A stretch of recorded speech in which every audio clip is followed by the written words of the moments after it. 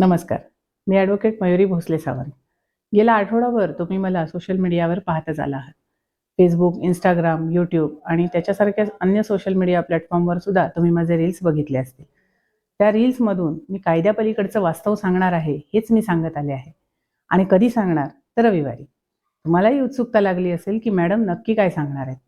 तसंही बाकी इतर कोणी सांगत नाहीत, ते मॅडम आपल्या व्हिडिओमधून सांगत असतात.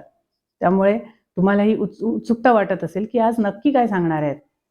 गडा करायला मी घेऊन येते दर रविवारी तुमच्या भेटीसाठी कायदेशीर माहिती देणारा व्हिडिओ आणि या व्हिडिओमधून आपण बघणार आहोत कायद्यापलीकडचं वास्तव.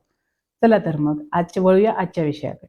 जसं की मी म्हटलं, कायद्यापलीकडचं वास्तव म्हणजे नेमकं काय? आता तुम्ही म्हणाल, कायदा आणि त्या पलीकडचं जग.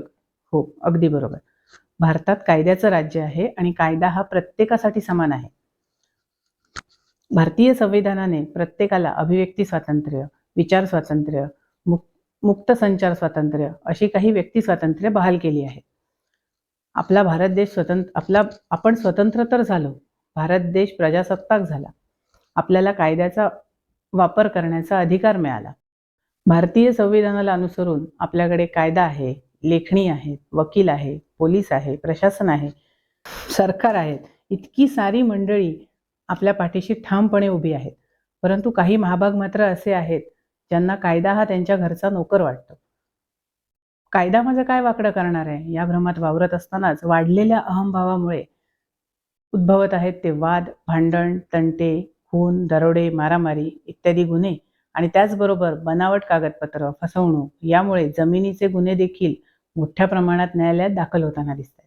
मला असं वाटतं, की आज समाजाला कायद्यापेक्षा जास्त गरज आहे ती माणुसकीची. कारण कायदा हा प्रत्येक वादाचा शेवट करू शकतो, पण प्रत्येक नातं वाचवू शकत नाही. न्यायालय हा निकाल देऊ शकतं. मला असं वाटतं, आज समाजाला कायद्यापेक्षा जास्त गरज आहे ती माणुसकीची. कारण कायदा हा प्रत्येक वाद मिटवू शकतो, पण प्रत्येक नातं जोडून देऊ शकत नाही. न्यायालय हा निकाल देऊ शकतो, पण हरवलेला विश्वास प्रत्येक वेळी परत मिळवून देऊ शकत नाही. पोलीस गुन्हेगाराला अटक करू शकतात, पण तुटलेलं कुटुंब प्रत्येक वेळी जोडून देऊ शकत नाहीत. वकील हा तुमची बाजू प्रभावीपणे मांडू शकतो, पण चुकलेल्या एका निर्णयाचे परिणाम तुम्हाला आयुष्यभर तुम्हालाच भोगावे लागतात. म्हणून या मालिकेचं नाव मी ठेवलंय कायद्यापलीकडचं वास्तव. कारण इथे मी तुम्हाला कायद्याची कलमं सांगणार नाहीये, तर सांगणार आहे कायद्याच्या कलमांमुळे तुटलेली नाती, उद्ध्वस्त झालेली कुटुंब आणि वर्षानुवर्ष न्यायालयाच्या फेऱ्या मारून आणि लाखो रुपये खर्च करूनही असलेला मानसिक शांततेचा अभाव आणि एका चुकीच्या निर्णयामुळे आयुष्यभर होणारा मनस्ताप, हे सगळं मी तुम्हाला इथे सांगणार. पण गेली अनेक वर्ष न्यायालयात मी एक गोष्ट वारंवार पाहिली आहे. वाद हा जमिनीचा नसतो, तो विश्वासाचा असतो. लहानपणापासून ज्या भावाने हात धरून आपल्याला चालायला शिकवलं, आज त्याच्यावरच बनावट कागदपत्रांचा आरोप केला जातो. ज्या बहिणीने हातावर राखी बांधली, तिच्याशीच न्यायालयात प्रतिज्ञापत्रांच्या माध्यमातून संवाद होतो. ज्या ज्या मुलासाठी आई वडिलांनी अपार कष्ट केले, तोच मुलगा आई वडिलांच्या नावावरची संपत्ती आपल्या नावावर करण्यासाठी बिनदिक्कत न्यायालयाची पायरी चढतो. हे सगळं अचानक घडत नाही. याची सुरुवात फार आधीपासून झालेली असते. जेव्हा कुटुंबात संवाद संपतो, मी हा शब्द आपण या शब्दापेक्षा मोठा होतो, पैशांची किंमत नात्यांपेक्षा मोठी वाटू लागते, तेव्हा वादाचा जन्म होतो आणि मग सुरुवात होते वकिलांच्या ऑफिसची, पोलीस स्टेशनची, तहसील कार्यालयाची आणि न्यायालयाची. पण जर त्याआधी एकदा कुटुंबात शांतपणे बसून चर्चा झाली असती, तर कोर्टाची पायरी चढावीच लागली नसती. याचा अर्थ न्यायालयात जाऊच नका असं नाही. जर अन्याय होत असेल तर न्यायालयात जाणं हा तुमचा अधिकार आहे. पण म्हणून प्रत्येक मतभेद न्यायालयातच संपायला हवं असंही काही नाही. काही वाद हे संवादानेही सुटतात. म्हणून लक्षात ठेवा, जमीन पुन्हा विकत घेता येते, पैसा पुन्हा मिळवता येतो, घर पुन्हा बांधता येतं. पण जर जर का एकदा विश्वास तुटला, तर तो तुटलेला विश्वास पुन्हा कमावायला कदाचित पूर्ण आयुष्य सुद्धा अपुरं पडतं. म्हणून आजचा प्रश्न मी तुम्हाला विचारतेय, तुम्ही ज्या वादासाठी लढत आहात, तो जमिनीचा आहे की विश्वासाचा, याच्यावर एकदा नक्की विचार करा. आणखी एक महत्त्वाचा विषय म्हणजे सही.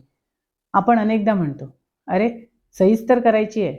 हे वाक्य जितकं साधं वाटतं, तितकंच धोकादायक सुद्धा आहे.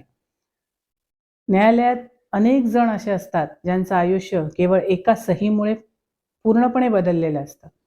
कारण कोणीतरी विश्वासाने कागदावर सही केलेली असते आणि समजतं की घरच दुसऱ्याच्या नावावर झालं. कोणीतरी नातेवाईकांवर विश्वास ठेवून सही केलेली असते आणि मग न्यायालयात वारंवार हेलपाटे मारावे लागतात. कोणीतरी कर्जासाठी जामीनदार म्हणून सही केलेली असते आणि स्वतःची मालमत्ता धोक्यात येते. कोणीतरी रिकाम्या कागदावर सही केलेली असते आणि त्यानंतर त्या रिकाम्या कागदावर वेगळाच मजकूर लिहिला जातो. एक सही आणि संपूर्ण आयुष्य पणाला लागतं. मित्रांनो, कायद्यात सही म्हणजे केवळ शाईने लिहिलेलं तुमचं नाव नसतं. ती तुमची संमती असते, ती तुमची जबाबदारी असते, तुमच्या अधिकारांवर परिणाम करणारी ती एक महत्त्वाची गोष्ट असते. म्हणून कोणत्याही कागदपत्रांवर सही करताना स्वतःला एक प्रश्न नक्की विचारा. मी हा कागद पूर्ण वाचला आहे का? मला यातली प्रत्येक अट समजली आहे का? मी कोणाच्या दबावाखाली तर सही करत नाही ना? केलेल्या सहीचे परिणाम मला पूर्णपणे समजले आहेत का? गरज भासल्यास मी तज्ज्ञांचा सल्ला घेतला आहे का? लक्षात ठेवा, कायदा कधीही अज्ञानाला माफी देत नाही. मला माहीत नव्हतं या वाक्याला न्यायालयात अनेकदा शून्य किंमत असते. म्हणून सही करण्यापूर्वी 5 मिनिटं विचार करा, कारण ही 5 मिनिटं तुमच्या पुढच्या आयुष्यातली 5, 10 किंवा 20 वर्ष वाचवू शकतात. म्हणूनच विश्वास ठेवा, पण आंधळा विश्वास ठेवू नका. नाती जपा, पण कागदपत्र समजून सही करा. मित्रांनो, सही करण्यासाठी फक्त काही सेकंद लागतात, पण काही सेकंदाची ती केलेली सही पूर्ण आणि त्याचे परिणाम आयुष्यभर सोबत राहतात. कारण अनेकदा तुमची सही तुमच्याच विरुद्ध न्यायालयात सबळ पुरावा म्हणून वापरली जाऊ शकते. पुढच्या भागात आपण अशाच एका वास्तव विषयावर पुन्हा भेटू. तोपर्यंत सजग राहा, कायदा जाणून घ्या आणि कायद्यापलीकडचं वास्तवही समजून घ्या. अशाच नवनवीन कायदेशीर माहितीच्या अपडेटसाठी आजच आमचं यूट्यूब चॅनल वकिलाच्या नजरेतून लाईक करा, शेअर करा आणि सबस्क्राईब करा. धन्यवाद.